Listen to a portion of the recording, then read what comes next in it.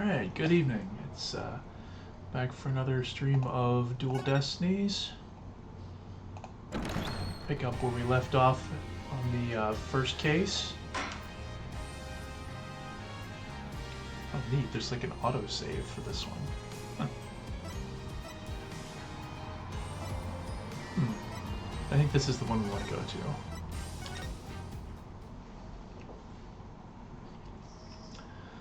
So when we last left off, let's see.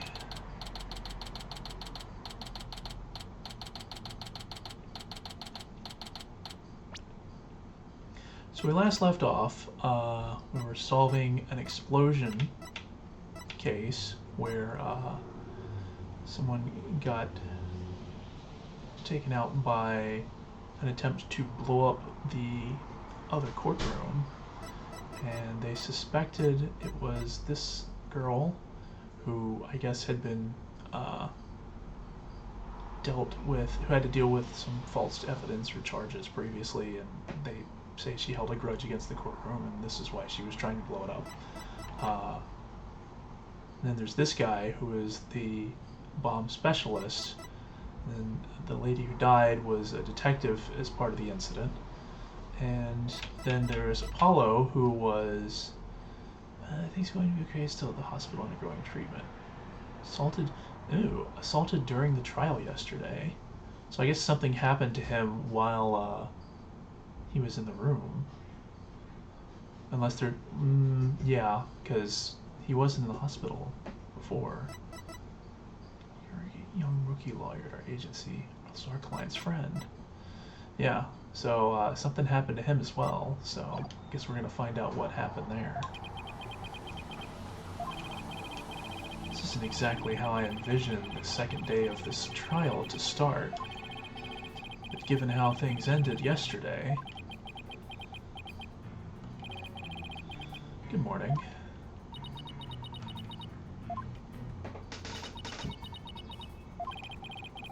The mood sure is tense. Not that that's any surprise.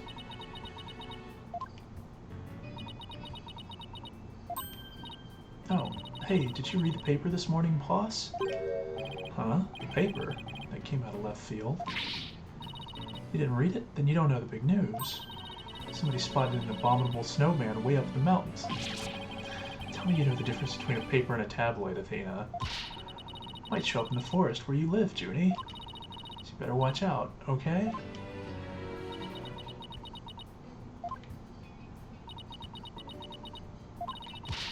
Really should read the story for yourself. I couldn't even begin to do it justice. Justice? Huh? Oh, poor Apollo. And it's all my fault. Athena. Oh, Judy. What was I thinking? I'm so sorry. We found yesterday. It was not Apollo's dead body, thank goodness. He'd been assaulted by someone with a blow to his head and was lying unconscious. Rushed him to the hospital right away, and it looks like he's going to pull through. But it was still quite a shock to stumble onto a scene like that. Is Miss Woods all right, Athena? Well, I managed to get her to stop crying. Now she's resting on that sofa over there. I guess she really feels responsible for what happened to Apollo. Poor Junie. She believes the reason Apollo was attacked is because he was helping her look for something in that courtroom. Oh, guess I can see why she'd think that. I mean, that is probably what happened. It's the actual murderer, or the actual bomber, so to speak, was like, hey, wait, I gotta make sure they don't find this evidence. By the way, how are you doing? Me? Yeah, you. I know you're concerned about Miss Woods, but are you alright? Me? I'm doing just fine, boss. I mean, yeah, it was a huge shock, but I'm alright. People who studied analytical psychology are great at times like these. After all, they've learned how to control their own emotions, too. Somehow, I don't think it's as easy as she makes it sound. But there's no denying she's a real trooper. Apollo doesn't remember a thing, does he? Yeah, he can't recall anything from the time right before he was assaulted. Nothing about what he was doing in courtroom number 4 or who assaulted him. The doctor said it's probably due to that hit he took to the head. Assaulted in a court of law and losing your memory at that. I know how that feels. But who in the world would do such a thing, huh, Mr. Wright? Just wait till I get my hands on the coward who hurt our Apollo. Now, Athena. I thought you said you were in control of your emotions. Let's just focus on helping Ms. Woods, okay? I admit I'm just as upset as you. Okay, boss, you're right. Apollo's assailant can wait until after we clear Junie's name. That's the spirit. Now, let's see. Better check the court record one more time before the trial starts. Earth to Mr. Wright, I'm ready wherever you are. Alright, let's get ready to rumble. You bet. With everything that happened with Apollo, I didn't have time for a proper investigation. You can't let that stop me, though. I have to get this right for Ms. Wood's sake, and Apollo's, too. Yeah, normally you don't have like an investigation phase in the first case in these games. In fact, usually there's only 1 day of proceedings, so this is actually kind of significantly different. Although I think in the previous game there was only 1 day, but it was split. It was long enough that it was split up into 2 sections. So.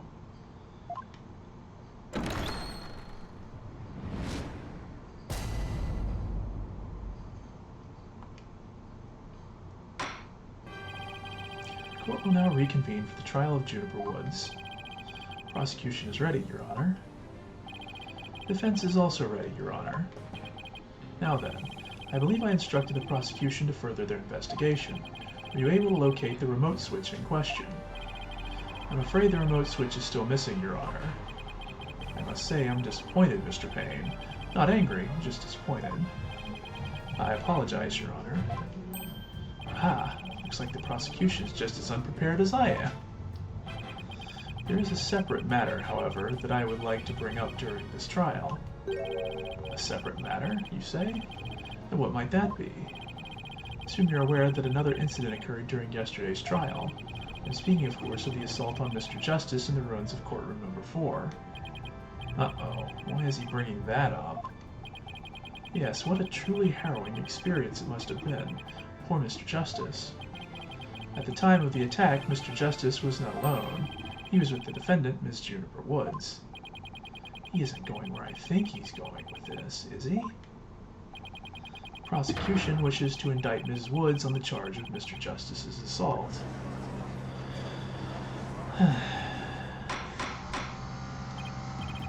Order in the court. Mr. Payne, the incident under deliberation here is the courtroom bombing. The assault on Mr. Justice has nothing to do with this trial. But I believe there is a connection between this case and Mr. Justice's assault. Please take a moment to consider these facts. Both events occurred in courtroom number 4. This is the location in courtroom number 4 where the unconscious Mr. Justice was discovered. As you can see, it's quite close to where Detective Arm's body was found.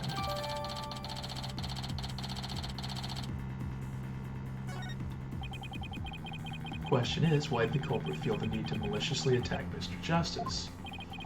Why indeed? What do you believe their motive to be, Mr. Payne? I believe Mr. Justice found something in that courtroom while Miss Woods was with him. Evidence that fingered her as the perpetrator of the bombing. I mean, he found some incriminating evidence. Precisely, and so I surmise the defendant picked up a piece of rubble and hit Mr. Justice in the back of the head in order to silence him. Objection! Junie would never do such a thing. She was devastated when we found Apollo hurt like that. Ms. Sykes, please control your outbursts. Ahem. It is the prosecution's belief that by deliberating on Mr. Justice's assault, we will draw ever closer to the truth of the courtroom bombing itself. Very well. Ms. Woods here is hereby officially indicted on the charge of assaulting Mr. Justice. What? Why are you listening to Mr. Toupee over there? Although, considering our conversation yesterday, Apollo might have figured something out. Wonder what it is, what it was. I'm going to look for evidence to clear your name. Maybe the 2 incidents really are related after all. I would like to start by hearing from the defendant herself. Very well. Bailiff, please bring Ms. Woods to the witness stand. Now she's gonna be super nervous again. Yep. Sorry. I can't seem to stop.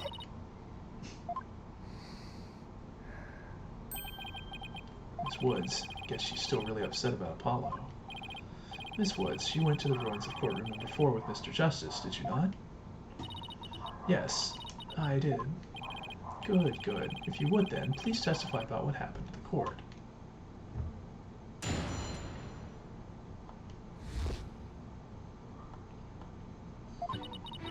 During the trial yesterday, I was overcome by a fit of coughing. Apollo stayed with me and we went to the courtroom ruins together. Then I was called back to this courtroom to give testimony. Apollo insisted on staying behind in courtroom number 4. I swear I didn't attack Apollo. Why would I ever hurt such a kind person? So Mr. Justice stayed by your side while you were feeling unwell. What an admirable young man. I thought his loud voice was his only outstanding feature. Wow. He looked like a little imp at times, but Apollo can be really nice too. I hope she didn't hurt her wrist backhanding that one out. But one has to wonder, why did Mr. Justice stay behind in the ruins? I think Apollo might have figured something out. Something? What kind of something? Something to do with the courtroom bombing kind of something, I think. Oh, new evidence for the case, was it? That's a very big kind of something indeed.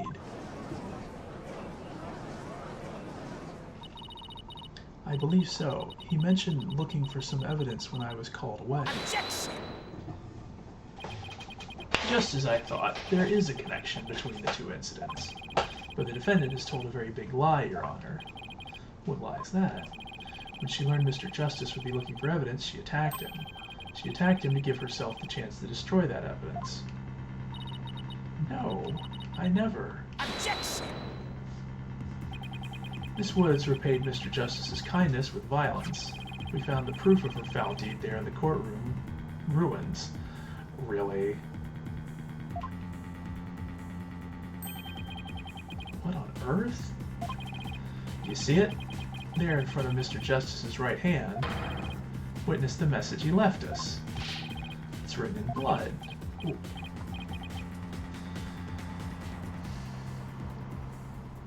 You know, this is actually, they mentioned the whole thing where Phoenix got hit in the head in a previous case. That previous case also featured someone who tried to write someone's, or who supposedly had written someone else's name with their finger. Isn't that... That's right, Your Honor. It says Woods in capital letters. What? I submit that Mr. Justice left us with the name of his attacker before he fainted. No, that can't be true. Why would Apollo write my name? Mr. Wright, the nerve of him leaving that message. Why would he do this? Hey, don't take it out on me. I don't understand it any more than you do. We discovered Apollo yesterday.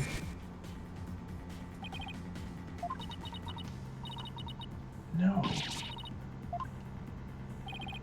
We didn't even have a chance to rush over to him. As soon as security heard Athena scream, they ran in and cordoned off the area. Oh, okay. I was gonna say, they should have seen whether or not there was something there. Couldn't investigate anything ourselves and had to leave everything to the police. Still, I never thought that they would find some bloody writing there. I mean, it literally had to be right next to him. I don't know how you couldn't have seen that. Now then, please begin your cross-examination, Mr. Wright. But sure, whatever. We'll pick this apart. Hold it! Always cough when you get nervous, Miss Woods. Yes. Mr. Wright, please do not make Miss Woods nervous by pressing her so ruthlessly. That barely even qualified as a quasi-question. Let's help her relax with a little small talk before we dive into the cross-examination. You know, ask her about her hobbies and her crushes and stuff. I don't know about this. I feel like that would not make her less nervous. Apollo stayed with me, and we went to the courtroom ruins together. Hold it! Why exactly did you go to the courtroom ruins? We went to look for my medicine to stop my coughing. Your medicine? Why would your medicine be in courtroom number 4? I dropped it in the heat of the moment. Comrade Briney, he was keeping my medicine safe. Okay. So, well, I guess it makes sense. If the other one, if they both can be used as storage, then instead of a bomb, she was keeping something else in it. He has a little compartment, yeah, that I can put things in, you see. The same type of pocket, that's where the bomb was inserted. I had put my medicine for my coughing fits inside Bum Rap Riney. When I told Apollo about it, he said he'd help me go look for him. There was so much rubble in there. I was worried, but there was no rubble or anything in front of the witness stand. So when we got inside, Apollo went straight there.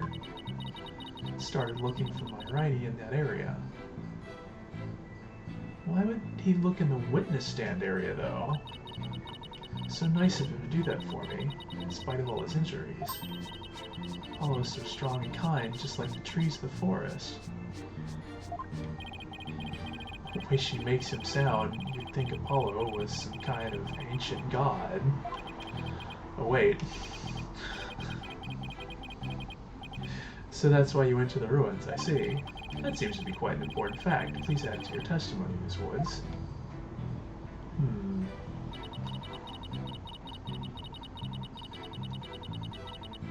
Hold it! Here around the witness stand. Are you sure about that? Sorry, did I say something wrong? Oh no, of course not. I was just testing my hearing. Must not upset her. Must not upset her. I'm sure that's where we searched first. Yeah, but why though? I wouldn't think it would be there. Hold it! That was when you were called to the stand after Mr. Tonate's testimony, right? Yes, the bailiff came to courtroom number 4 and brought me back to this courtroom. Well, now wait a minute. If the bailiff came to courtroom number 4, then what about Mr. Justice? Did he come with you or did he stay behind? Well, wait a minute. Hold on. The bailiff was there in courtroom number 4 and should have been able to testify to whether or not Apollo had been attacked yet. Hold it! Like, this should be very simple. We'll just ask the bailiff what happened. Hold it! Better not ask her about Apollo. I know. Use some small talk here to get her relaxed a bit. Do you have any hobbies, Miss Woods? I love growing vegetables in my garden, and I love to knit. I like sewing too. I made this outfit myself. Keep it up, Mr. Wright. It's working. Now ask her if she has a crush on anyone. Is there anyone in particular you like right now? Objection! Mr. Wright, is that question even remotely related to this case? To this case? Not really. Mr. Wright, you will refrain from asking questions unrelated to the case at hand. But sorry, Your Honor. -1 brownie points. Miss Woods, please continue with your testimony. I believe you were telling the court about your attack on Mr. Justice.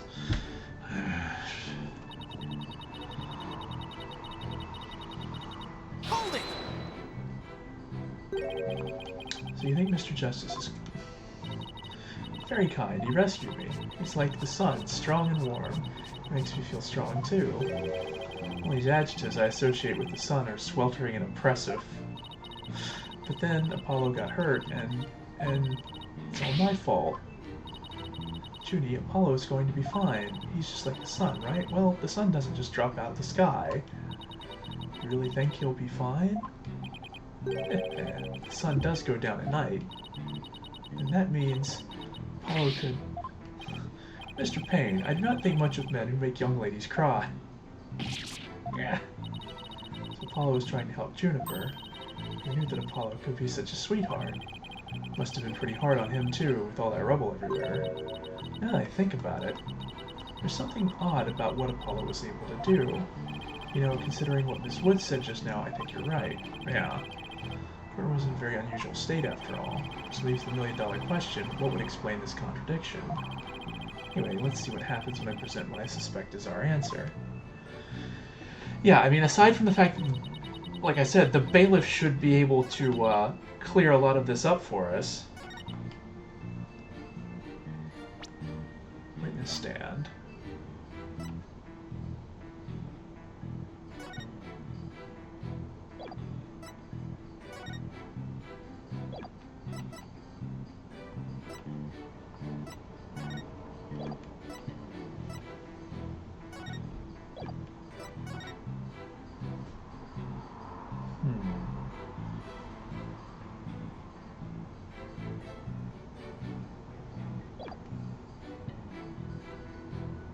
I mean, I guess we go with this. Objection! So he started his search with the witness stand, you say? That's right. I guess maybe he wanted to start from the furthest point in the room. He's being so brave and strong. But that's odd. Under the circumstances, he shouldn't have been capable of that.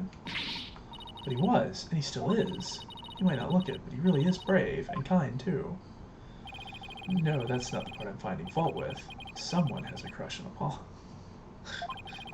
What you're claiming is something that no one should have been able to do. I should think that anyone can be brave and kind if they want to be, Mr. Wright. True, anyone can be brave and kind, but if you would please take a look at this diagram. Courtroom in the state, how is it possible to walk up to the witness stand? Is that not the witness stand right there? I mean, what? Or is that not the witness? Is that some other part of it? I mean, it seems like the stairs go right there. I see your point. The rubble blocks off access to the area around the witness. What? Hold on. I mean, there's the stairs at the bottom right there, and you just walk straight up. I mean, there's a couple of cracks in the floor, but...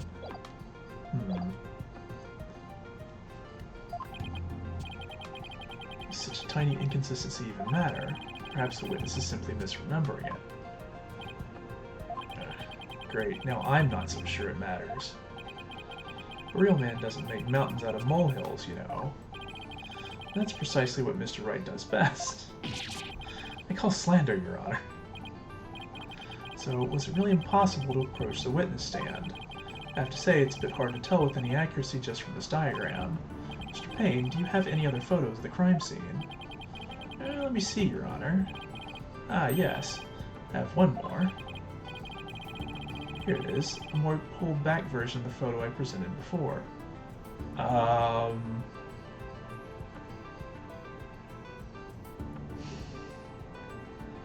there's something else in that photo that's very ominous.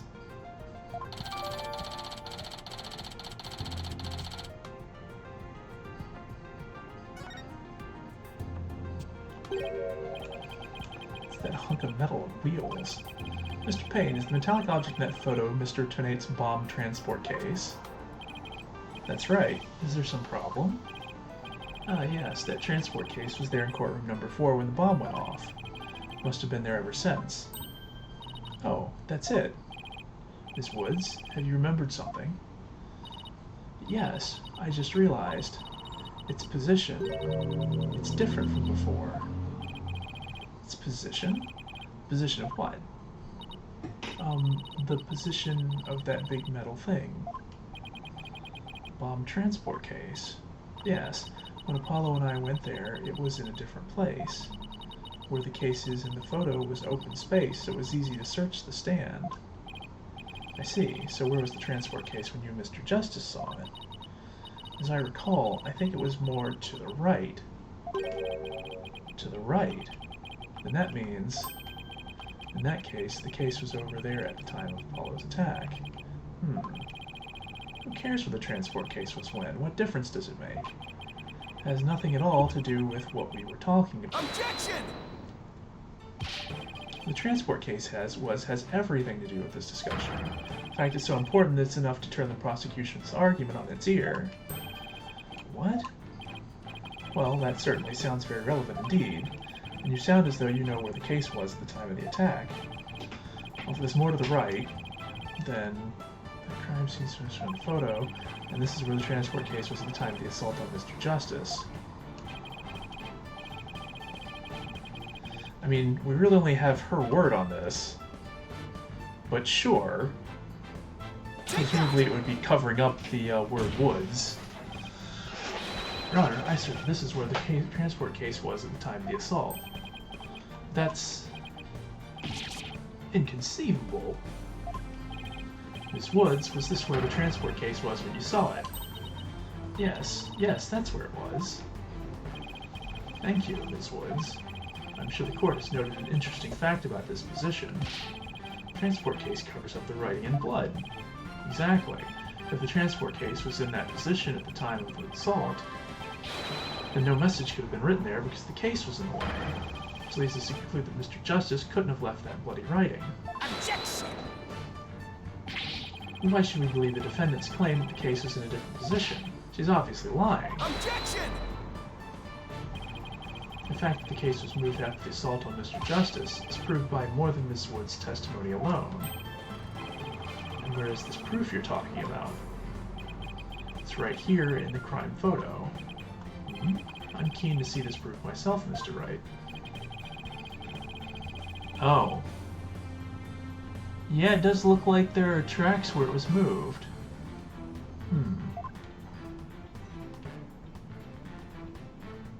To get part that makes sure it gets that. Take that! All the proof you'll need, Your Honor, is right here. Oh. Afraid I don't follow. Feelings of doubt from you, which means you're just taking a wild stab in the dark, aren't you? I mean, come on. You're about to tell it feels in a few seconds. Okay. I kind of feel like, yeah, there should be some evidence of it.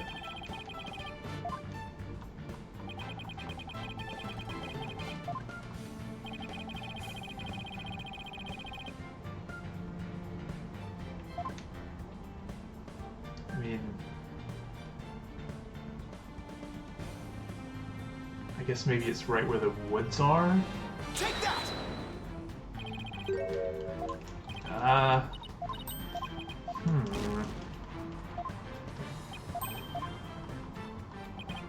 It's gotta be the tracks, right?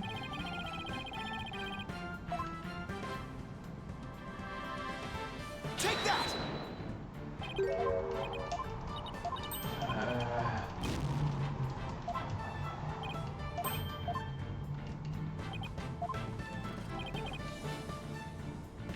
Maybe the wheels? Take that!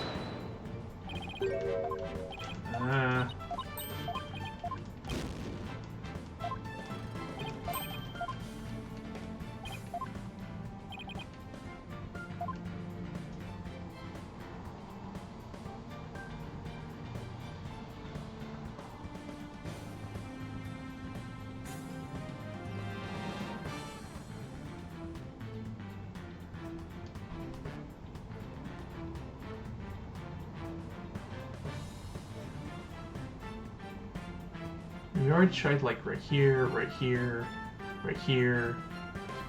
I guess right here?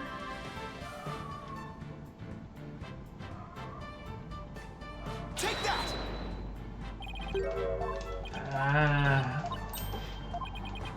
I feel like I know what they're wanting, but...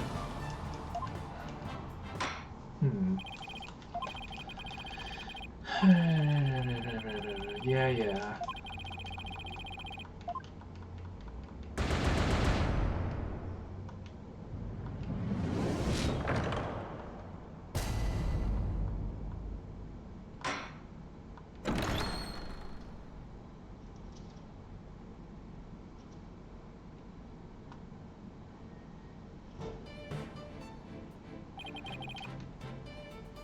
Because the transport case was moved after the assault.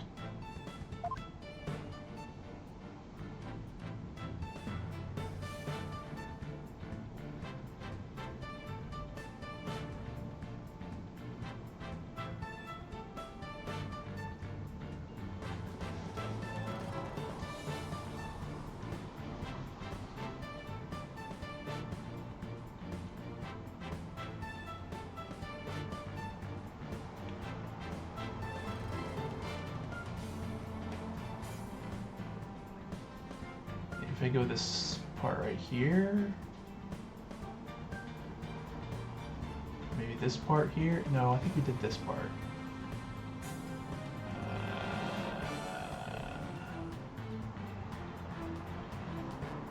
Take that!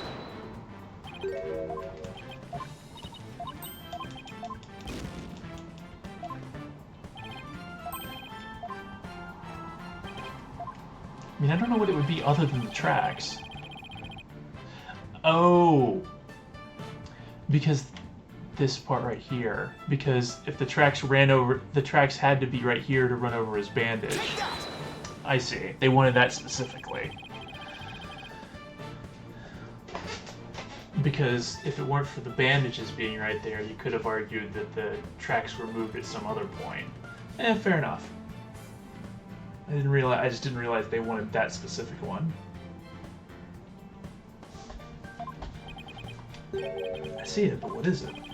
This mark was made by one of the casters from the transport case carrying the bomb. The case was moved, it ran over his bandages. In other words, the transport case was originally to the right of Mr. Justice. And after Mr. Justice was assaulted, the transport case was moved. Now, as was said, the case was covering the writing during the time of the assault. Therefore, it was impossible for Mr. Justice to lift that message in blood.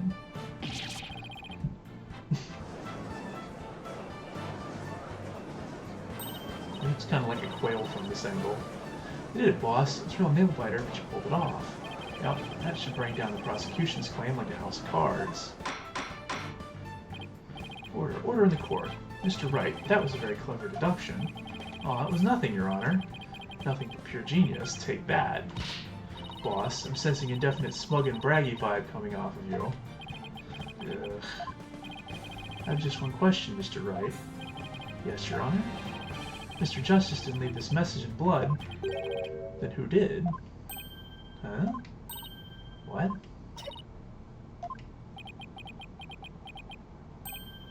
Oh. Well...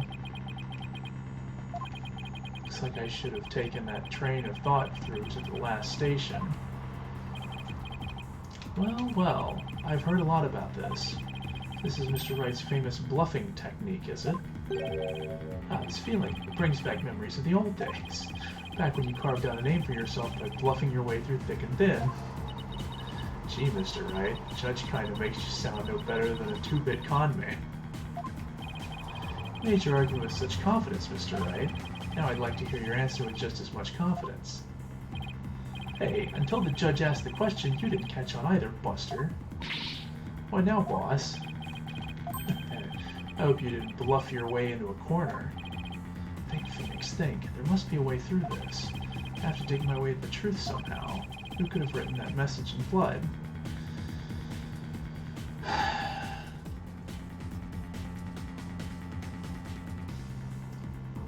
mean, it would have had to have been the culprit. I don't know why anyone else would write it. It wouldn't make sense for Apollo to do it. It wouldn't make sense for anyone else to do it. Apollo didn't leave that bloody writing. Maybe it's Apollo's attacker who wrote it and made it look like Apollo did it. Seems like the most reasonable explanation. But wait a minute. I just realized something, boss. What is it? The amount of blood in the photo. It doesn't look like Apollo bled very much. I wonder if it's even possible to write out Woods with just this much.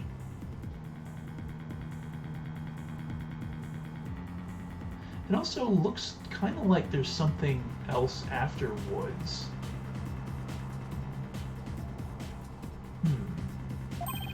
Hey, you're right. Good thing Apollo didn't lose that much blood. That might be a factor in why he survived the assault. And since there was so little blood, that pretty much rules out his attacker, huh? Well, I guess so. If it wasn't his attacker, then who else could have been? Who could have written that message in blood? Alright, so I guess it has to be someone else.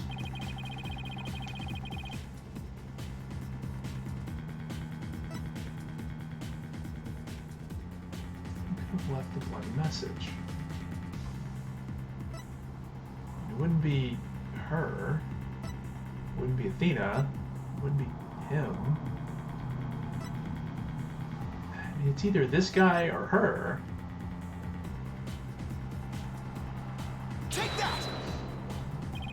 First look at the writing and what you base this claim on. I need to base my claim on something?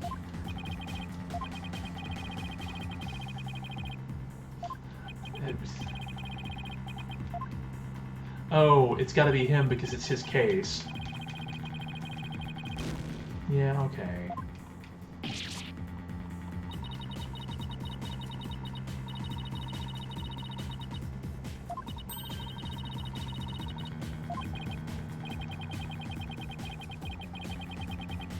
Shed blood at the crime scene.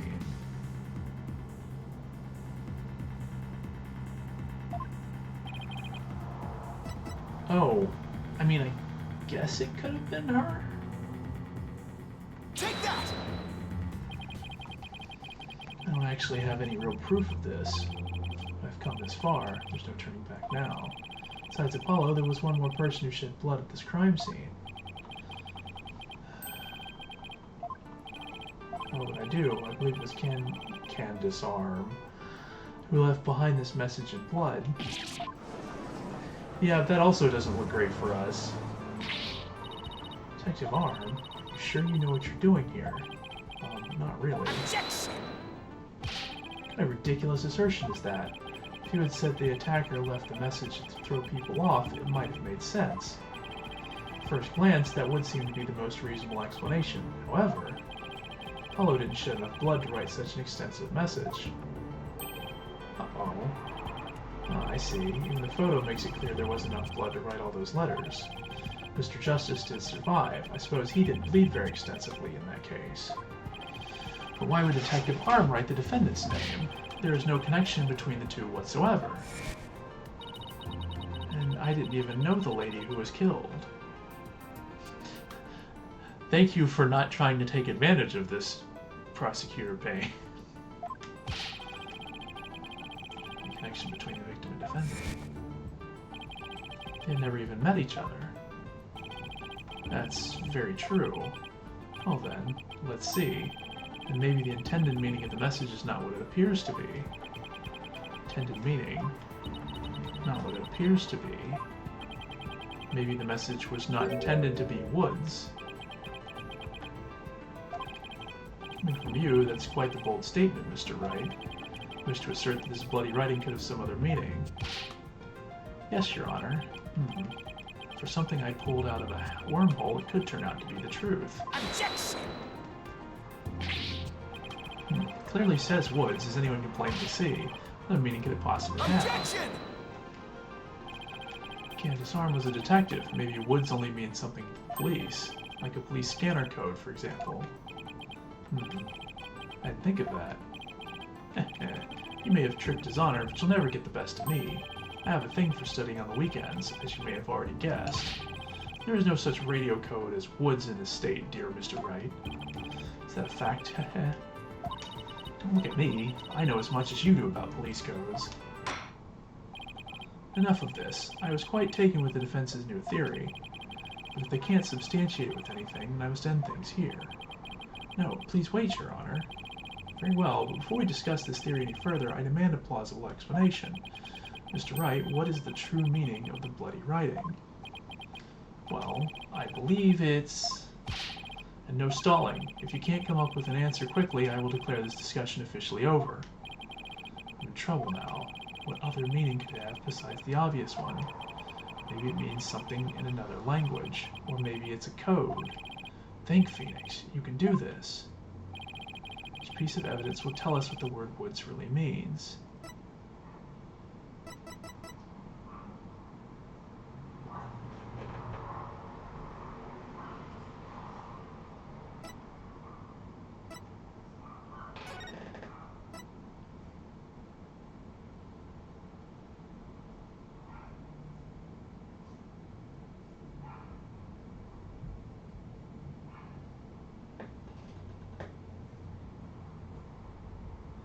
I was gonna say it could be Doom, but that's not a D when you look at it upside down.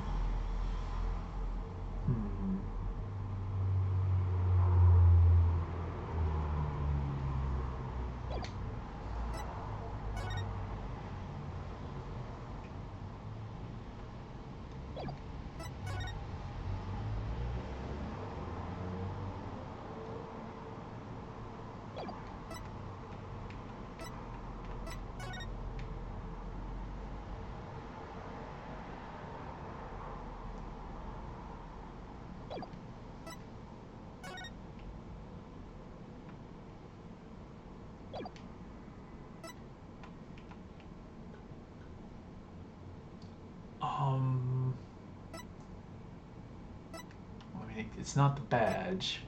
It can't be this.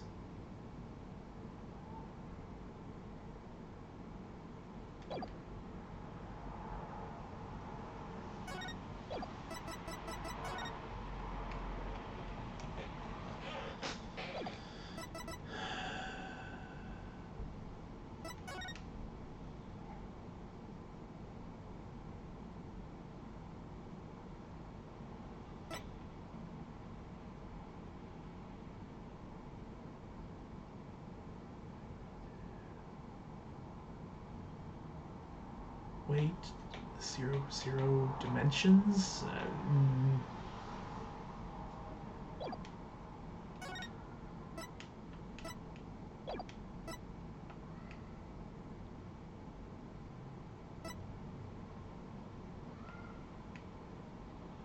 Hmm.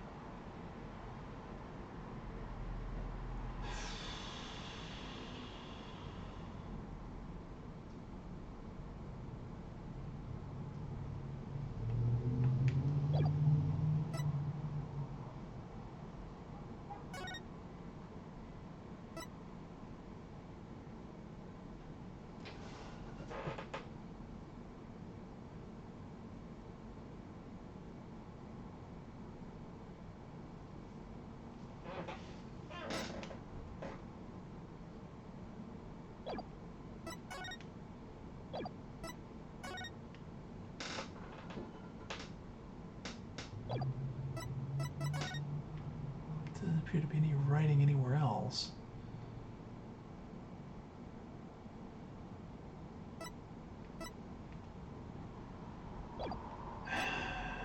Hmm.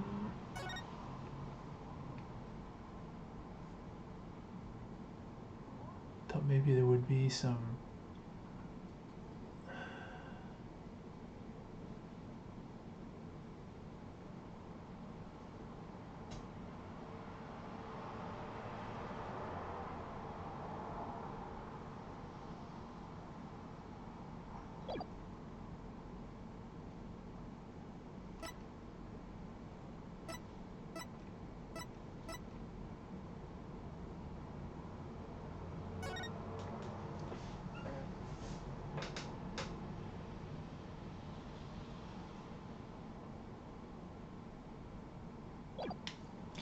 The only thing I can think of is this second photo where it looks like there's some more writing at the end of it.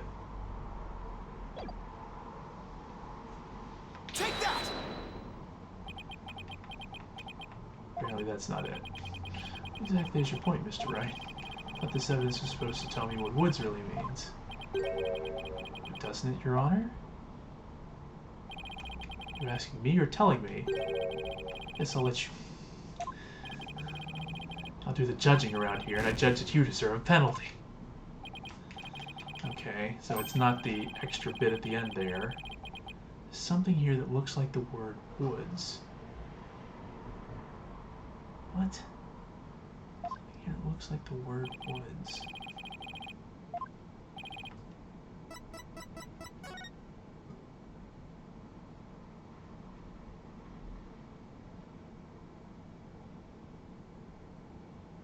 I mean, maybe this thing?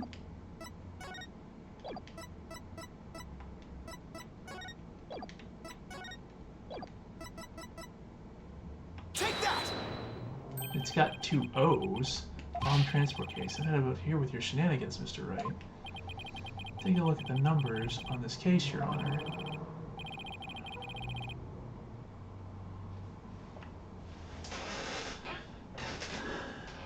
No. I mean, the L and the 1 could kind of be the W, and then the two O's. I don't know how the 1 and the 5... Like, I don't know how the 1 turns into a D. Wait a minute.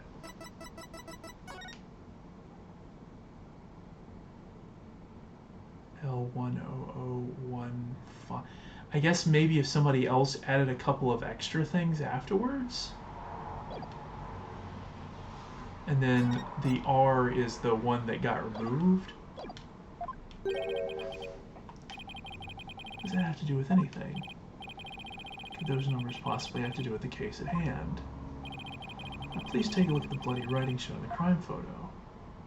I think I see it. It's one on my side. It says Woods. Or you could say it's a horse of a different color, Your Honor. First character isn't a W, it's actually an L and a 1. Yeah, I guess, sort of. My goodness. The true meaning behind the bloody writing isn't Mrs. Woods' name. It's the number engraved on this bomb transport case. Objection! What are you talking about? The next part doesn't make any sense. The next number is a 1, but the bloodied writing says a D. Objection! The number on the case and the bloody writing can be made to match up quite easily. This is how the number on the transport case can be made to match the bloody handwriting. Yeah, if you essentially erase 2 lines.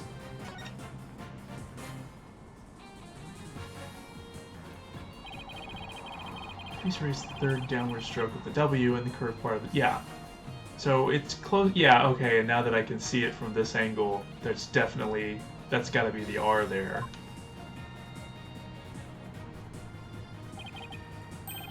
Let's look at that.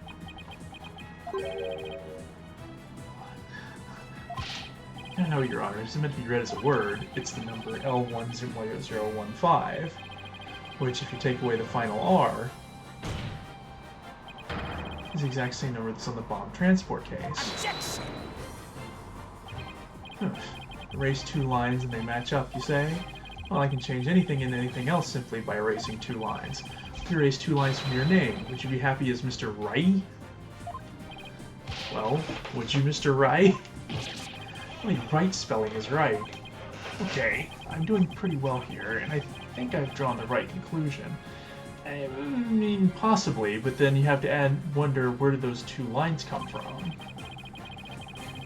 The bomb transport case number. Your Honor, the 2 lines were added by the real culprit to intentionally mislead people. Okay, that's potentially an idea. It's the transport case number. Whoever assaulted Apollo changed the message. If you're right, boss, then what do you suppose Detective Arm was trying to tell us? Good question. What does this number represent? Number here, that is my identification number. Arm lost her life in the courtroom bombing. The dying message could only have had one purpose. Tell us the name of the one responsible for the bombing. Alright, so I mean, we knew at the beginning it was really going to be this guy, and that's how we tie it back to him. Keep us in suspense, Mr. But, Judge, have you not been paying attention?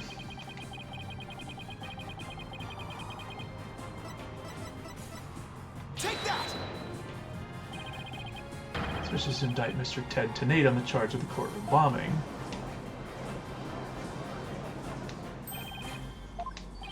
Apparently, disabling bombs isn't Mr. Tenate's only specialty. Somehow, the victim must have realized that he was the bomber. So when she was caught in the blast, she left his bomb transport case number as her dying message. She used Mr. Tenate's own ID number to finger him for the crime. Why would anyone go out of their way to write an ID number? Why wouldn't they simply write the person's name? It's got a good point there. You have to say to that, Mr. Wright. Only Detective Arm would know the answer to that, but allow me to offer a theory. Perhaps Detective Arm couldn't recall Mr. Tenate's name in the heat of the moment. As I recall, this is the first meeting between the two. It's entirely possible they wouldn't have been familiar with each other. Or maybe using the ID number was a way to hide this true meaning from the real culprit, thus lowering the odds that they would erase the bloody writing. But no matter what the reason, the important thing is the meaning behind her message. The fact remains she wrote Mr. Tenate's ID number. I mean, this is all still pretty speculative. Hasn't been any proof yet that it was indeed Detective Arm who wrote it. Bloody writing wasn't found during the investigation after the blast. If Detective Arm had left the message, it should have been found at that time. Objection! Naturally, Mr. Tenate hid it before anyone could discover it. And there's a simple explanation for how he was able to do so. Because wasn't he the first, didn't he say he was the first one? Because he's the first to find the body. Yeah, he was the first one on the scene. So he went, oh, okay, I'm going to cover it up with this thing and deal with it later. The explosion. Went there to ensure safety, but ended up discovering a dead body. Mr. Chenate saw that the victim had written his ID number. He used the bomb transport case to cover up the bloody writing as a stopgap measure. Oh, so that's why the message in blood was under the transport case. He didn't have enough time to try and scrub away the writing. If he didn't report the bloody right away, he would look suspicious. So his letters lived on to serve another function. And Mr. Chenate used them in another incident. Oh, the assault on Mr. Justice. Exactly. Mr. Chenate hit upon a plan to use the bloody writing for his own purposes. So he didn't clean it away. Instead, he made it look like Mr. Justice wrote it. By adding 2 lines to the writing that Detective Arm left behind, changed the meaning of the message, which conveniently had enough spaces in it that could be done that way. Made it look like Mr. Justice was accusing Ms. Woods of the attack. So that means the only person who could have altered the bloody writing was the courtroom bomber. He was the same person that assaulted Mr. Justice. And that person is Ted Tenate.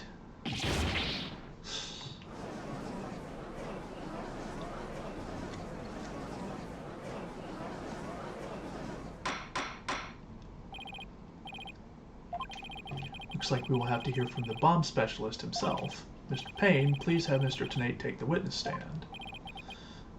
Yes, Your Honor. That was great, Mr. Wright. Just doing what I do best, which is flying by the seat of my pants.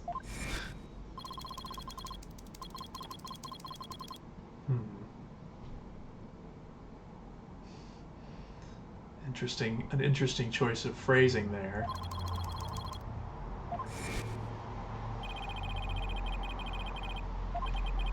Looks like you'll get your wish, Goggle Man. Now watch me take your lies apart.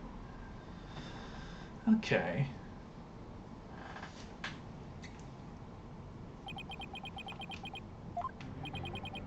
Mr. Tenate, I'm afraid we have a few more questions for you. I understand the situation, Your Honor. I was keeping a close eye on the proceedings from the gallery.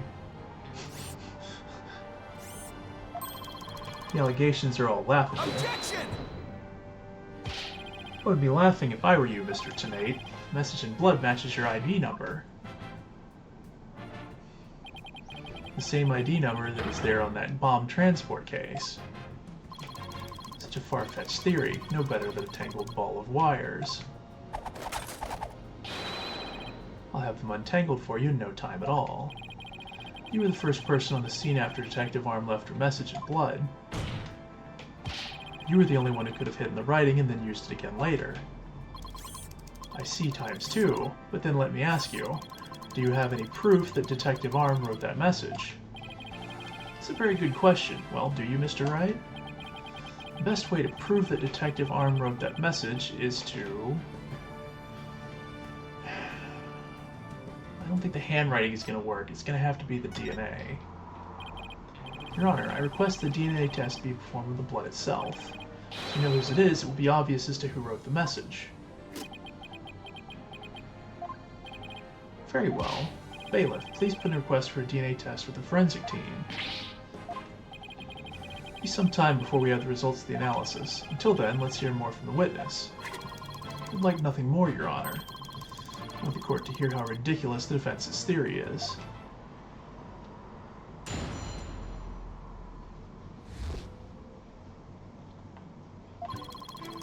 I admit I was the first one on the scene after the explosion. There was no bloody writing there at the time. Anyway, there was no way Detective Arm could have written it. She struck her head on rubble and died near the courtroom entrance. She was too far away from where the bloody message was found. So you're saying that the victim's body was nowhere near where the writing was? Precisely. It is plain as day that she could not have written it. It's true that the body was discovered near the entrance to the courtroom. Please have a look at this crime scene photo. As you can see, there is blood on the rubble near the victim's body. She must have died after hitting her head there.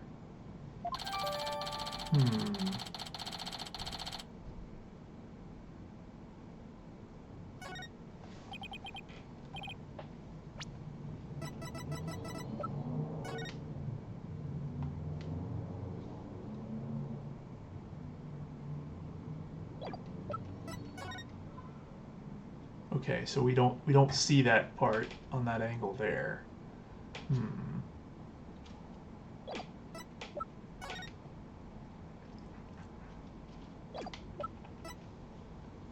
Head caused by impact with a flat object. I think I have an idea.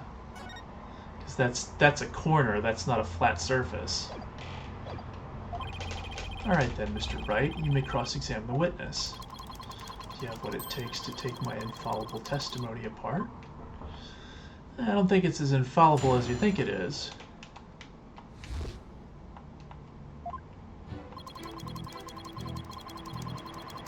Hold it! Why were you the first person on the scene? To secure the area, there's regulation for a bomb disposal specialist to enter first. In other words, you had the opportunity to alter the bloody writing then, didn't you? Well, Mr. Wright, please don't interrupt. Mr. Tenate is about to give testimony that will show just how wrong your reasoning is. I think he was just about to say something interesting, too. I went in and saw the aftermath. Well, it was quite a disaster. There was no bloody writing there at the time. You were able to tell this even with those goggles on? These goggles, there is no way I could have missed something like that. I can see quite well with them. In fact, I can see every hair on your spiky head. Oh, you have a few grays, Mr. Wright. What? Poor Mr. Wright. You're always working so hard keeping our office together. Wait a minute, I don't have any gray hairs. Just kidding. Objection! I object to the witness's attempt to prematurely give me gray hair. Mr. Tenate, this court frowns upon untoward comments on a person's hair, or lack thereof. Sensing a great wave of sorrow coming from the judge. My apologies, Your Honor. May I please continue my testimony? Anyway, there is no way Detective Arm could have written it. Hold it! If she didn't write it, then who do you suppose did?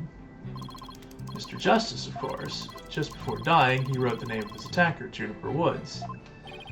A final message from your poor subordinate. Poor Mr. Justice, I'm starting to get all misty-eyed. Apollo is not dead, folks. So how can you be so sure it wasn't Detective Arm who wrote the message? It's very simple, right? She had struck her head on rubble and died near the courtroom entrance. She was too far away from where the bloody message was found.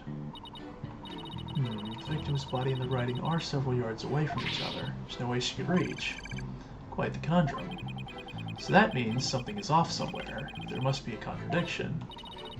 Maybe the body was moved, but that doesn't explain how blood got onto the rubble.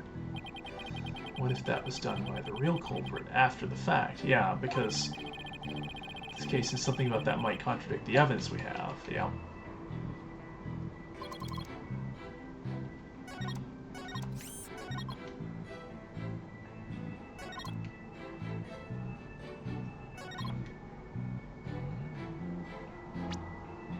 Objection! You're a terrible liar, Mr. Tenate. Take a look at this autopsy, specifically the part about Detective Arm's head injury. Cause of death, traumatic of head caused by impact with a flat object. Yes, what about it? Now take a good look at the bloody piece of rubble. It's sharp and pointed. You're right, boss, it is pointy. Just like your hair. That is odd, isn't it? What could be the meaning of this contradiction? I believe it means the victim did not hit her head on this piece of rubble. The bloodstain you see is just another fabrication. The purpose is to mislead us into thinking the victim died near the courtroom entrance. You're claiming the culprit moved the victim's body? That's exactly what I'm claiming. The victim hit her head at some other location, most likely on the floor or some other flat surface, and this location was somewhere near where the bloody writing was found. In that case, she definitely could have written the message. Your Honor, I have the results of the bloodstain analysis. Very good timing. Let's take a look. According to this report, the message was written in Detective Arm's blood, and as the defense claims, only the parts of the message that were added afterwards were written in Mr. Justice's blood. It would appear that the defense's assertion is correct after all. Well, I mean, that just about does it. You were right, boss. Now I have to drive it home. I'll have to take a good look at the bloody writing analysis later. It proves the blood of the writing to be that of the victim, Candace Arm, age 27. However, the lines that were added later found to be written in the blood of Apollo Justice, age 23. That's impressive that you can get that kind of analysis from blood that's like, you know, a couple of days old at this point.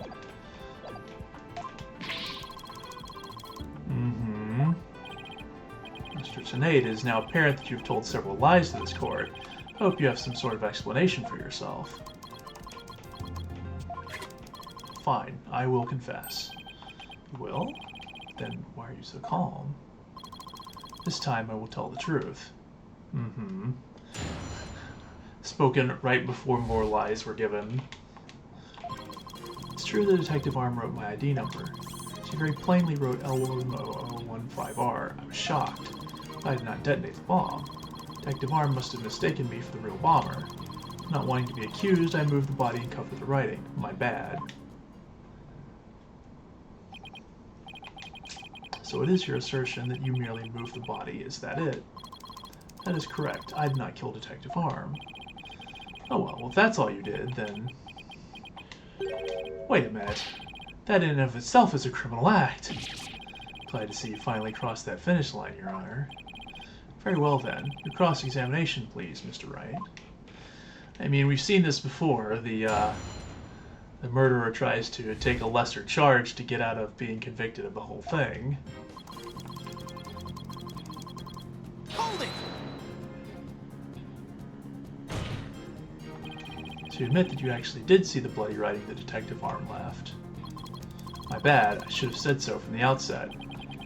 And you were sure it was your ID number? I am sure, it was definitely my ID number. That number was assigned exclusively to me by the police department. Numbers assigned to my goggles as well. These funky things were provided by the police department? Although these are special goggles customized by me personally. Speaking of personalized, these sunglasses of mine were custom made as well. Specially created to be particularly dark and shiny. Speaking of special, my gavel is made of mahogany and was custom made as well. Especially created to make a particularly loud and resounding sound. Wish I had something to brag about. Be all of that as it may, I just want to reconfirm you saw the bloody writing, clearly. And that it was your ID number. That is correct. My ID number was written in blood on the floor.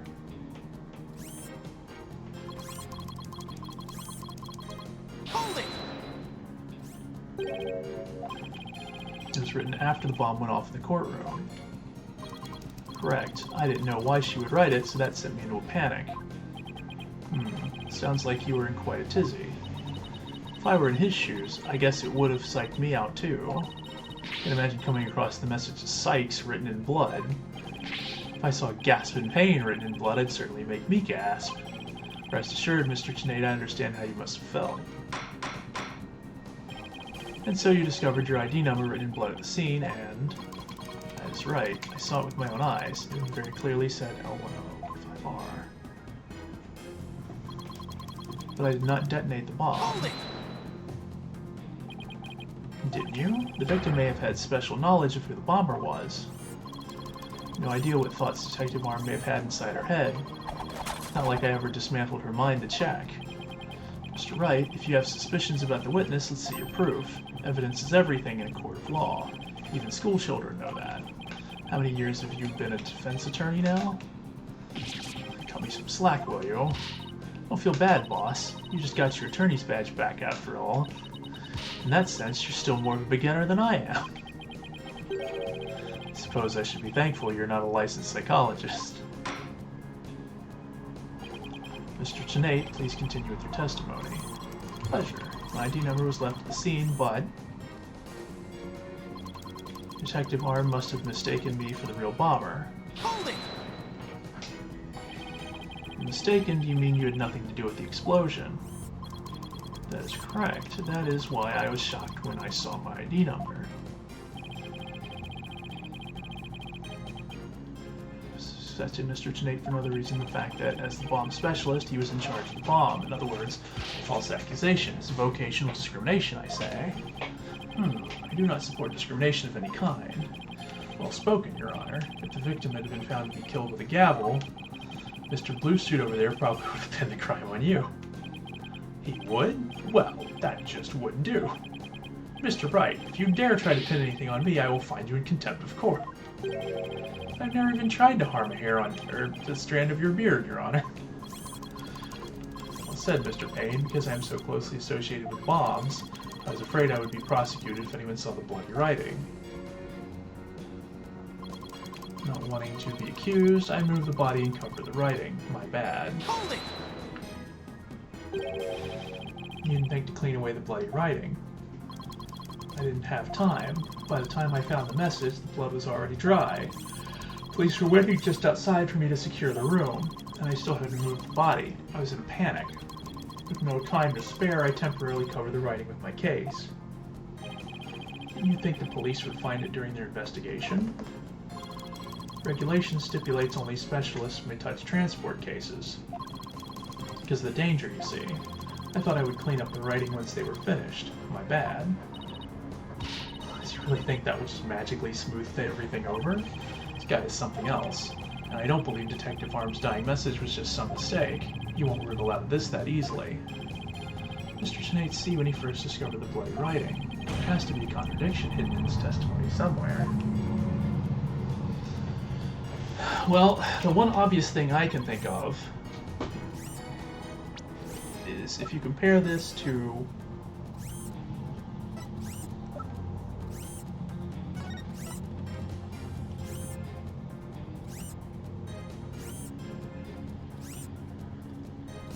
like what happened to that one piece of rubble that was removed.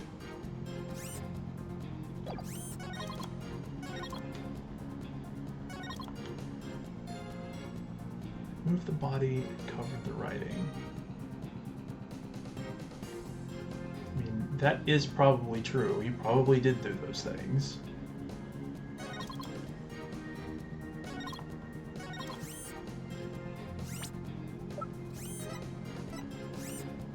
Objection! I just want to make doubly sure that L10015R is really what you saw written in blood. Yes, it very clearly said L10015R. That's odd, because that's not what I see. Objection! What on earth are you babbling on about now? Wasn't it you who claimed the bloody writing was his ID number in the first place? Take a look at the photo and the bloody writing analysis. Now tell me, does it really say L10015R? Oh. Eep. Something is missing, isn't it? And that something is the final R. What's the meaning of this, Mr. Tennate? Oh, right. Now I remember. There was no R on the end. It was just a slip of the finger. My bad. Come back, my beautiful contradiction. Mr. Wright, I'm not so sure it was just a simple slip of the finger. You have something for me, Athena? I sense that he's extremely agitated, almost panicked. He does look pretty flustered. Also, I'm pretty sure that's not how you disarm a bomb. Well, Mr. Wright, it appears it was nothing more than a mere mistake. I don't know. Did you really just make a typo? What about that R? Did Mr. Tennate really see it?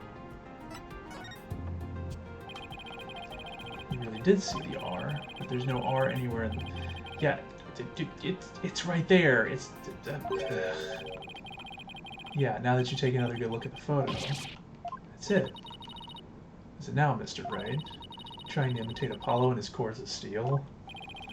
Got it. So that's what happened. A slip of the finger. Is that really all it was? Because I don't think so. I propose that Mr. Tenate really did see the letter R.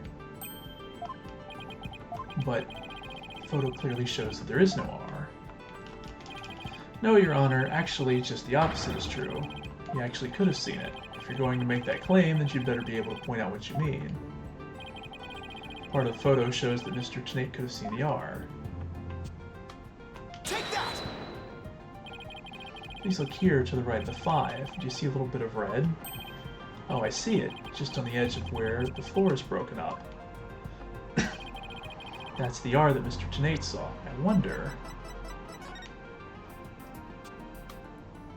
I thought maybe the rock over to the left there may have had an R on it, but it doesn't seem like that's the case. Objection! It's true that the witness wears some very, very odd goggles. Doesn't mean his eyesight is bad, nor his brain power, but part of that little smudge looks like an R to you. Objection! What Mr. Tenate saw wasn't that little smudge. There was a whole incomplete R written there, before the floor was damaged by the explosion. Wait. Oh, well that explains it. Huh? Care to explain what you mean? Because you just proposed that everything happened in the exact opposite order. Yep, because that's the way it really went down. The timing of when the R was written turns everything about this case around. Huh.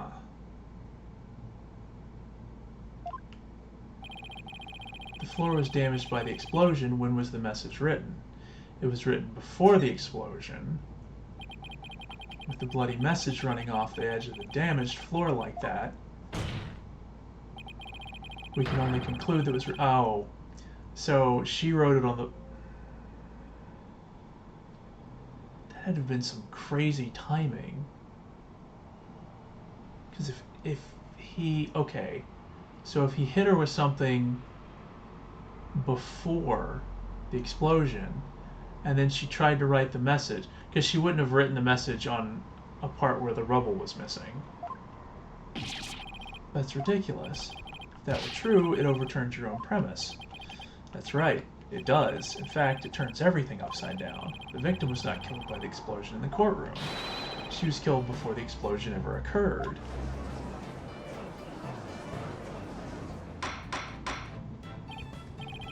Order in the court. What kind of preposterous claim is that? You've forgotten the victim's body was found at the scene of the explosion. Yeah, that doesn't mean she was killed by the explosion. Consider this scenario. She was hit on the head and killed before the explosion, or even before the trial began? That seems unlikely. The body was subsequently placed in the courtroom ruins after the bombing.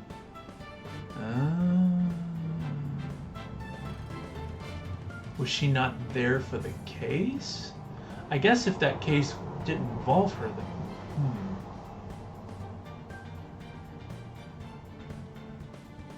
I guess we just sort of assumed that she was there as part of the trial.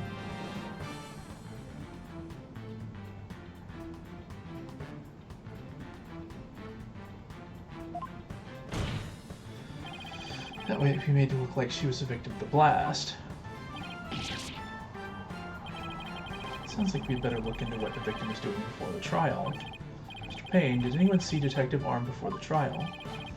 Let's see. According to the police report... Ah, here it is. One person. One person saw the victim before the trial. And that person was... Ted Tenate. Wait, what? No one besides Mr. Tenate saw the victim?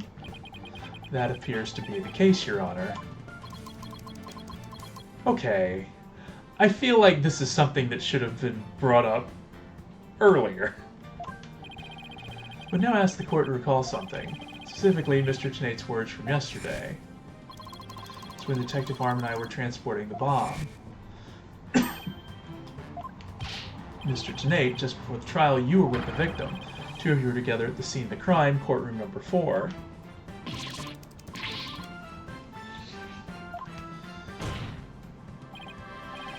Your Honor, the defense requests your testimony. Just to hear what he has to say about his whereabouts just before the trial. There's no need for... He's completely unnerved, Mr. Wright. He must have hit the nail on the head. All I did was transport the bomb to the courtroom. I already told you. Blast this thing. I was only in the courtroom with the victim because of our work. I swear I was only transporting the bomb there. Objection! You and the victim were alone together at the scene of the crime. In other words, you certainly had the opportunity to commit murder, did you not? Objection! Tisk tisk. Do you always leave yourself so open to attacks, Mr. Wright? What now, Mr. Payne? Yes, Mr. Tennate may have had the opportunity to kill Detective Arm, but an important piece of your assertion is missing. The motive. Oh, also the murder weapon. What do you claim was used to kill the victim? Mr. Payne has a point. Even if Mr. Tennate had the chance, without a weapon, we can't accuse him of the crime. Oh. You know, I was wondering why there was a crack in this thing. Mr. Tennate? Oh, yes, that's right. I didn't have any sort of thing that could be used as a murder weapon on me. I couldn't possibly have killed Detective Arm. I like how he's just, like, not even hiding the evil glare posing now. You really have nothing he could have used as a murder weapon. Perhaps a 12-pound cube with 5/16" alloy plating? What is it, Athena? Just looking over the victim's autopsy report, I'm hoping there's something in here that can point us in the right direction. It does say that she died from trauma to the back of the head with a flat object. Yeah, and to inflict that specific kind of injury, all you would need is a flat surface, right? Heavy, blunt object with a flat surface could definitely be our murder weapon. Sir Wright, can you indicate for the court what was used to kill Detective Arm? I believe I can. Believe being the key word here. Then please do so now. What did Mr. Tennate have that could have been used as the murder weapon? Take that! Mr. Tennate, you say you didn't have anything that could be used as a weapon. But in fact, you had the perfect thing. What the devil are you talking about? You had this. That's the bomb. I thought you were trying to prove that the victim wasn't killed by the bomb blast. Bomb blast, no, but I believe Candace Arm was killed with this bomb. Because this is the blunt object that delivered the fatal blow to her head. These are called the description of Detective Arm's head wound. Trauma to back of head caused by impact with a flat object. We assume this injury was sustained when her head hit the floor. A blow from any flat side of this bomb would produce the exact same wound pattern.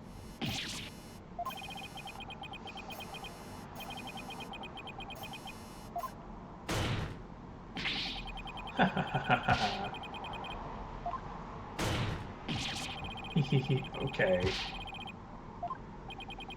What's with him? And show me some proof. Where's the evidence that I hit the victim with the bomb?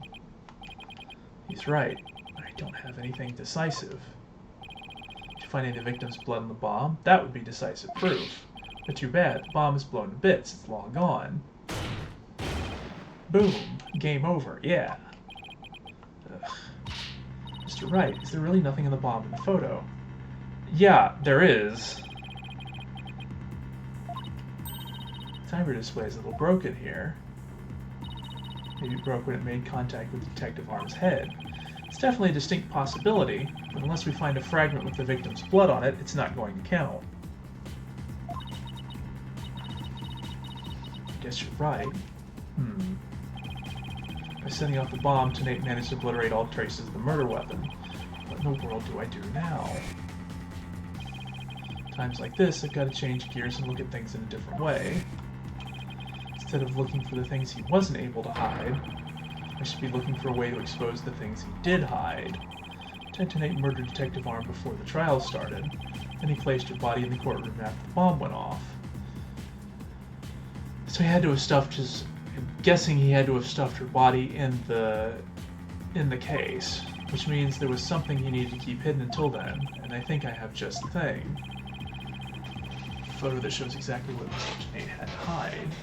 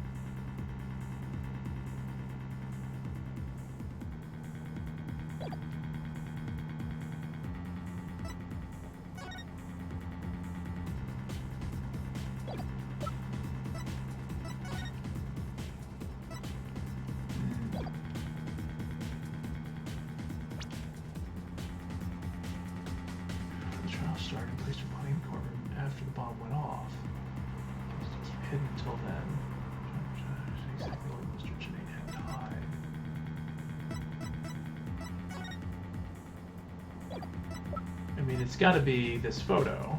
Take that! Your Honor, there's something we've all been overlooking. The murder took place before the trial. Mr. Tenay would have had to hide the body somewhere during the trial. Hey, you're right, and if we can figure out where that hiding place was... Exactly, we might be able to find some evidence we can pin him down with. So where could Mr. Tenay hidden the body during the trial? In the case... A box big enough for a body, a box that was in the courtroom the whole time. A box nobody would touch if they thought there was a bomb in it. Mr. Tenate, what is it? Do you finally have some decisive evidence to show me? No, you're the one who's going to show it to me. Come again? You heard me. Now, show me what's inside that bomb transport case. What? Why? No, there's no need. Just before the trial, you killed the victim with a blunt object, and then you placed your body in the ruins of the courtroom after the bomb went off. Clearly, you were trying to make it look like she died in the explosion, but where was the body hidden during the trial? Oh, hadn't thought of that. The answer is right here, inside a box made of thick alloy plating that can withstand any impact. That's, completely false. If it's false, you should have no objections to showing us your transport case. So, let's open it up and take a look inside, shall we?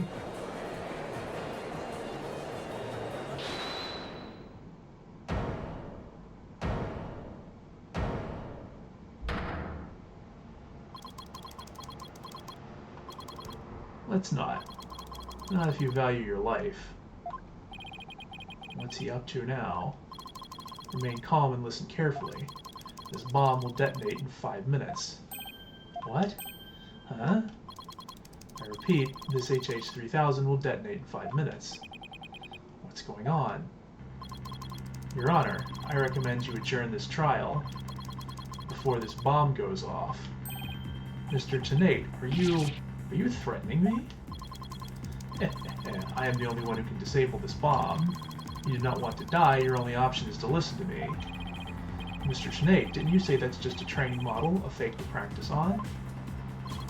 I did, but I also lied. This is the real deal. This is the HH-3000. The HH-3000 was used to blow up courtroom number 4, wasn't it? How do you know it was the real HH-3000 that blew up courtroom number 4? Huh? The bomb that blew up the courtroom was a different one. One that I made. So basically he's admitting to everything at this point. We take that as a confession on your part. Take it any way you would like. Just before the trial, I took the HH-3000 out of the stuffed animal and put my own bomb into it. That was the bomb that exploded and destroyed courtroom number 4. Mr. Tenate, please be reasonable. Do you really expect us to believe a crazy story like that? The HH-3000 is so unique, I had never seen anything like it. It's so unique that I could not replicate the detonation mechanism. So, I just had to have it. Besides, did anyone look inside the stuffed animal during the trial? Did anyone check to see if it really was the HH-3000 in there? I must confess, no one opened the stuffed animal to check. So there really is a possibility the bomb was switched out. No, not a possibility, a certainty. I did it. So he's had a real bomb with him this whole time. You better get out of here while you can. You do not have much time.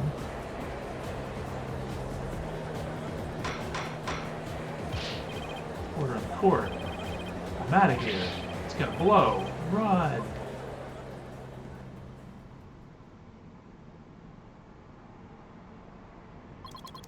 You four are still here? Well, well, aren't you brave? It just wouldn't do for the judge presiding over this court to run. That horrible explosion the other day. The judge looks like he's about to book it for the nearest exit any second. As for Mr. Payne, that is... Ah! And he's off. Mr. Wright, what do we do? Ugh, it'd be pretty pathetic to run now, wouldn't it? The bomb might really go off. Only 3 more minutes, folks. Is that bomb really the HH-3000? What should I do? Can't run now. Well, it's been fun, but I will be going now. With my dear, dear HH3000, naturally. Oh, and by the way, I would advise against having me followed. Even with no remote switch, this bomb can still be triggered manually. If I think I'm being followed, I will detonate it on the spot. Farewell. Hold it! You're not going anywhere, Ted Tenate. Oh? Your Honor, there's no reason to be afraid. That bomb is a fake. Are you sure, Mr. Wright? More of your famous bluffing, even at the risk of your own life. Mr. Wright, none of your bluffing now, not at a time like this. Lives are on the line here, specifically mine. I'm not bluffing, and I have proof. You do?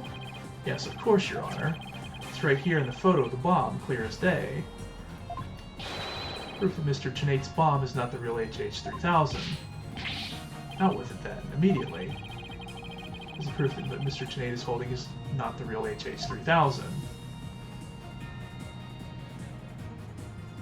I mean...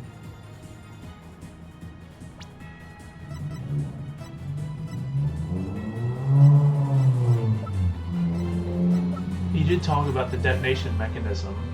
And it does. They do both have timers on them, but this one doesn't have wires coming out of it. Take that! Are you guessing at a time like this? Sorry, Your Honor. I'll try again. Bomb is missing something it should have the real thing.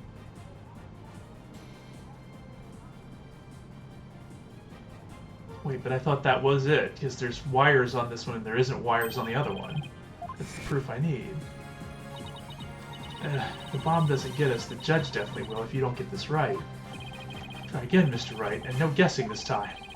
It's the proof that Mr. Tenate is holding is not the real HH3000. Or does it mean because the, because this one is cracked? Take that! This play for the timer on the bomb in the photo is broke. Okay. Most likely it broke when Mr. Tenate used the bomb to attack Detective Arm.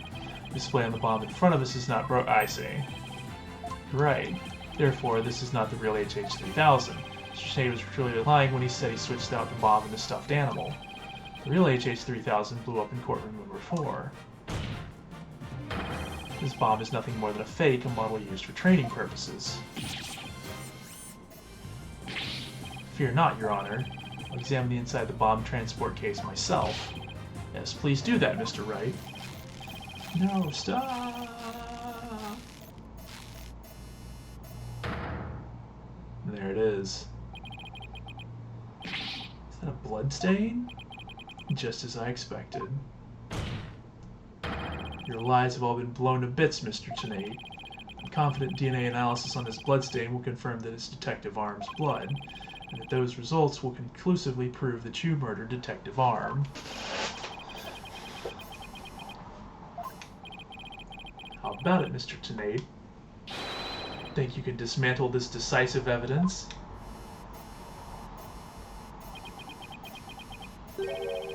Dismantle it? Ha ha ha ha ha. You're too late. You missed your chance to run, so now you're out of time. This HH3000 is about to explode. Don't try to threaten us, Mr. Tenate. I've already proved that your bomb is a fake. It's real. This bomb is the real thing, I tell you. It's real. Ha ha ha ha. Alright, buddy. Mad Bomber, party of one. There's no time left. It's going to blow. I have to disarm it. I have to take it apart. I can dismantle anything. I can take apart evidence. I can take apart bombs. I can dismantle it all. Dismantle, dismantle, dismantle, dismantle, dismantle, dismantle. I'm not gonna make it. One thing left to do.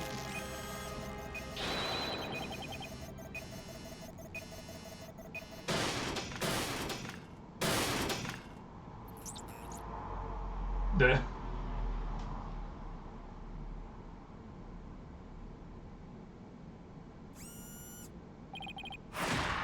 Made it.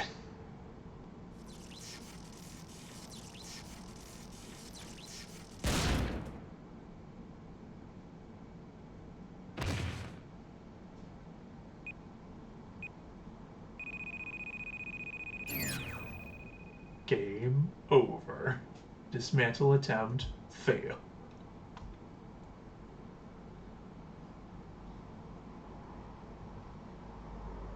It's all over. My life has been blown to pieces.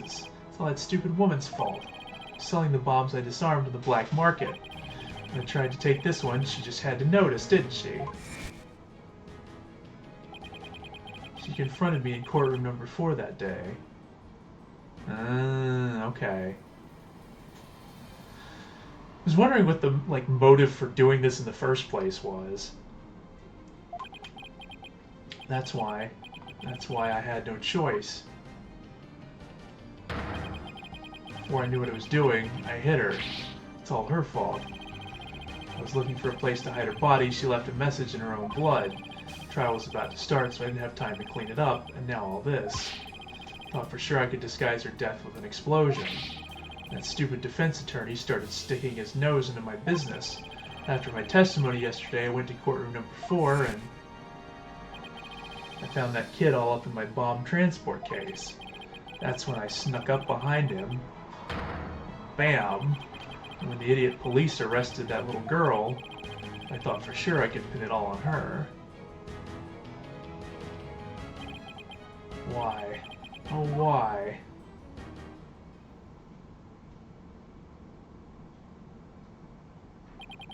Ted to Nate, you are hereby under arrest on suspicion of the courtroom bombing and the assault on Mr. Justice. Your innocence or guilt will be determined at a later trial. You know, also murder. Now then, I see that members of the public have returned to the gallery. One person, however, seems to still be running far, far away. Be that as it may, I will now announce Ms. Juniper Woods' verdict.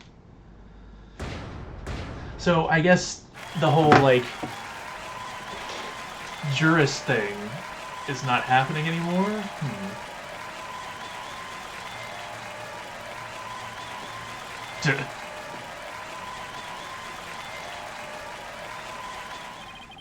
Court is adjourned.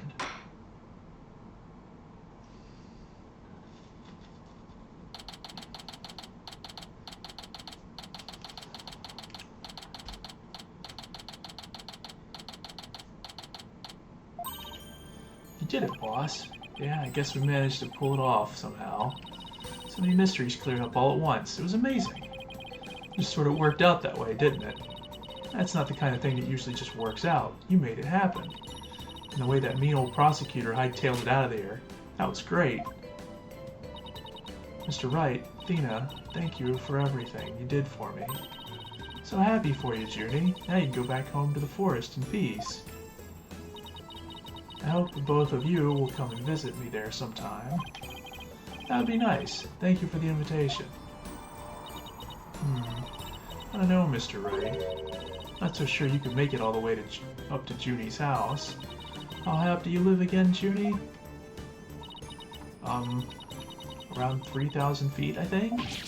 What? That's no forest. That's a mountain. But, you know, boss, there's something that still bothers me about the case. One little mystery we never got around to solving. Oh, that? Yeah, I was wondering about that, too. I have no idea what this is gonna be. Is this the unsolved mystery you're thinking of?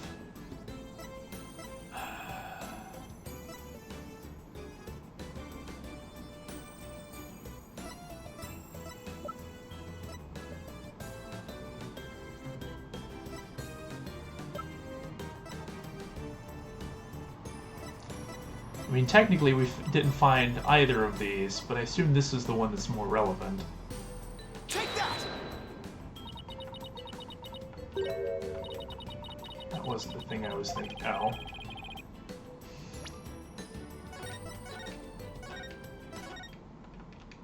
Try that again.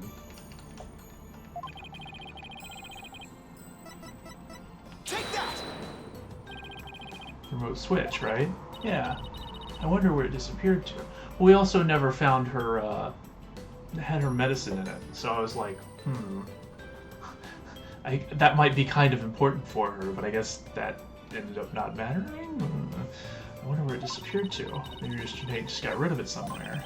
Yeah, it is a pretty big thing to leave unsolved, though. Well, let's leave it up to the police to find. For now, we should be celebrating our not guilty verdict. I guess you're right. Hey, I know. Junie. Should go report the good news. You know, to that certain someone. Okay. Huh? Her grandmother? No, silly, to Apollo. Alright. Well, why don't we all go to the hospital together to see him? Great idea. I bet he's bored out of his mind. Okay. And so the courtroom bombing case came to a close. The next trial was just over the horizon. There's never a dull moment with so many lawyers in the office, that's for sure.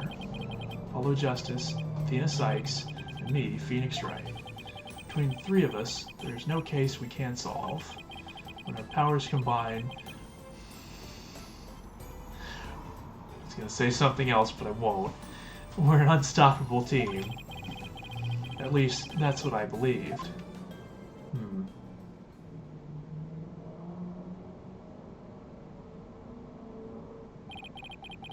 But all of that changed with what Apollo said to us that day. It was something that would put my faith in us to the ultimate test.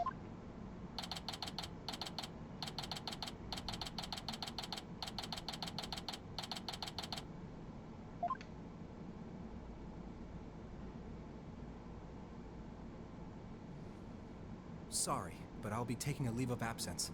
Wait, what do you mean by a leave? Can you at least give me a reason why? I can only say that this is something I must settle on my own.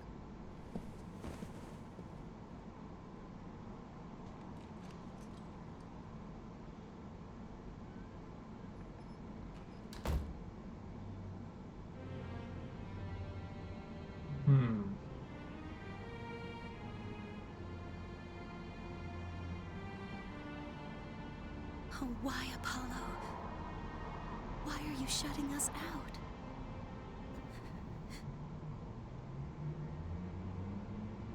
I don't know if it's a good idea to be standing there, considering there still might be parts falling apart.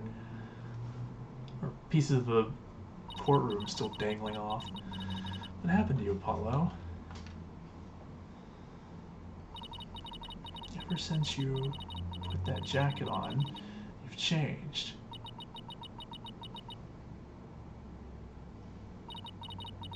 And now, for whatever reason, all my mind keeps doing is returning to the day I first met you.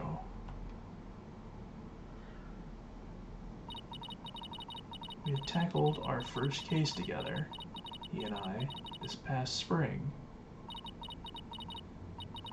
And as we did, I came to know who he is and how he thinks.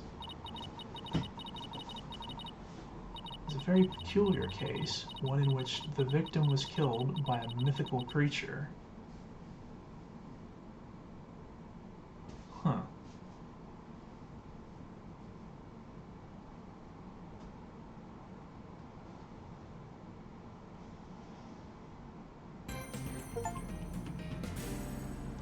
Well, that's one case down.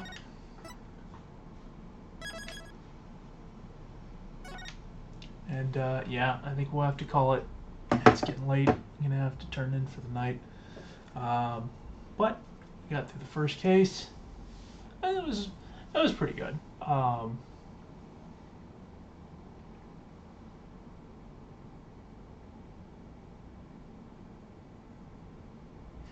have to think about it some more. But you know, I don't know that my thoughts on the format and the visuals have really changed much from the first stream of it. It still seems kind of interesting.